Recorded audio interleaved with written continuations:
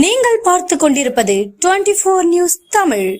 திருவொற்றியூர் ஞாயிற்றுக்கிழமையன்று இறைச்சி வியாபாரம் நடைபெறும் பொழுது மாநகராட்சி அதிகாரிகள் கடைக்கு வந்து முத்திரை இல்லை என்று கூறி 1000 ரூபாய் மற்றும் 2000 ரூபாய் அபராதம் விதிப்பதாகவும், ஆடுகளை இங்கு வெட்டுவதை தவிர்த்து புளியந்தோப்பில் உள்ள ஆடு தொட்டி பகுதிக்கு சென்று மாநகராட்சி முத்திரையுடன் வாங்கி வந்துதான் கடைகளில் விற்பனை செய்ய வேண்டும் என்றும், இதன் காரணத்தை காட்டி அபராதம் விதிக்கப்படுவதாகவும், அதே போன்று 2000 ரூபாய் வாங்கிக் கொண்டு 1000 ரூபாய் பில் போடுவதாகவும், தொடர்ச்சியாக சோதனை என்ற பெயரில் விற்பனை நேரங்களில் மாநகராட்சி அதிகாரிகள் ஊழியர்களை தொல்லை கொடுப்பதாகவும் தெரிவித்த நிலையில், நாங்கள் புளியந்தோப்பு சென்று இறைச்சி வாங்க வேண்டும் என்றால் அங்கு 10 லட்சம் ரூபாய் முன்பணம் கட்ட வேண்டும் என்றும், 2 வருடங்களுக்கு முன்பே பதிவு செய்தால் மட்டுமே அங்கு இறைச்சிகள் வழங்கப்படும் நிலை உள்ளது எனவும், எனவே இது குறித்து ஏற்கனவே துறை சம்பந்தப்பட்ட அதிகாரிகளுக்கு மனு கொடுத்தும் எந்த ஒரு நடவடிக்கையும் எடுக்காத நிலையில் தற்போது மாநகராட்சி மண்டல குழு தலைவர் திமு தனியரசியிடம் மனு அளித்து சென்றுள்ளதாகவும்,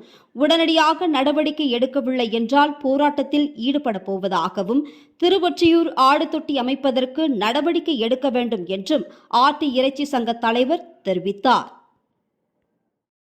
இந்த வாரத்தில் ஒரு வாட்டி 40 கிலோ 30 கிலோ கறியை விற்றுட்டு நம்ம குடும்பத்தை நடத்திக்கின்னு கடை வாடகை கொடுத்துன்னு வருஷம் லைசன்ஸ் எடுத்துக்கின்னு கோயில் வரி கட்டிக்கின்னு நாங்கள்லாம் இது மாதிரி கஷ்டப்படுறோம். எங்கள் கடையாண்ட வந்து 2,000 கொடு 1000 கொடு இல்லைனாக்கா அதுவும் நாத்தியமான 10-15 பேர் வந்து கடையாண்ட நின்றுக்கிறாங்க. இப்போ நாங்கள் வியாபாரம் பார்க்குறதா இல்லை அவங்கள பார்க்குறதா, இதனால கண்டியாக நாங்கள் எடுத்து அவங்களுக்கு கொடுக்க வேண்டியதாக இருக்குது. அதனால் இதுக்கு தகுந்த நடவடிக்கை கொஞ்சம் எடுங்க. இல்லைன்றீங்களா அதுக்கும் நாங்கள் தயார், ரோட்டில் உட்கார தயார், போராட்டத்தை. ஏன்னா எங்களோட வாழ்வாதாரமே அதுதான். எனக்கு இந்த வேற எதுவும் கிடையாது எங்களுக்கு.